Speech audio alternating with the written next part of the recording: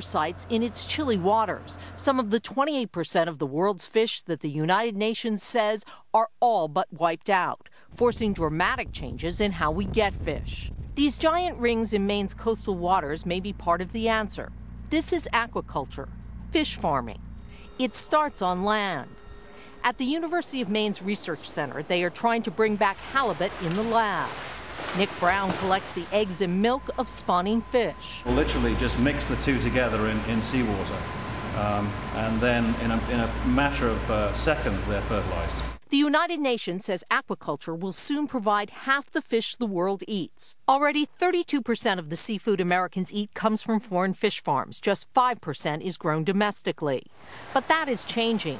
At the U.S. Department of Agriculture lab in Maine, Bill Walters takes a page from land-based farmers in breeding salmon. We're basically selecting for growth, survival. We're now selecting on optimal fat content, optimal pigment content, so that it's a better product for U.S. consumers. So you're trying to breed a better salmon? Yes, we're trying to breed a better salmon. Because Maine salmon are endangered. Even if all the wild fisheries recover, one government researcher estimates it would only increase supply some 20%.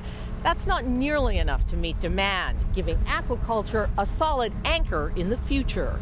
But environmentalists warn it is an imperfect answer. Fish farms pose risks to the oceans, from the antibiotics used to keep fish disease-free to the fish feed. Around 25% of the feed ends up in the seabed, and that creates pollution problems and bacteria that start appearing from on that waste. Food, Drugs, and Disease shut down 2 Maine salmon farms in 2003.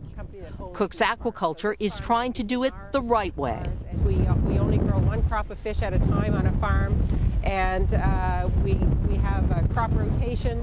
Innovations include an automatic feeding system that cuts down on the pollution from food, fewer fish in pens, and now in Canada, Cook's is using mussels and seaweed to clean the wastewater. What that does is it creates a balanced ecosystem.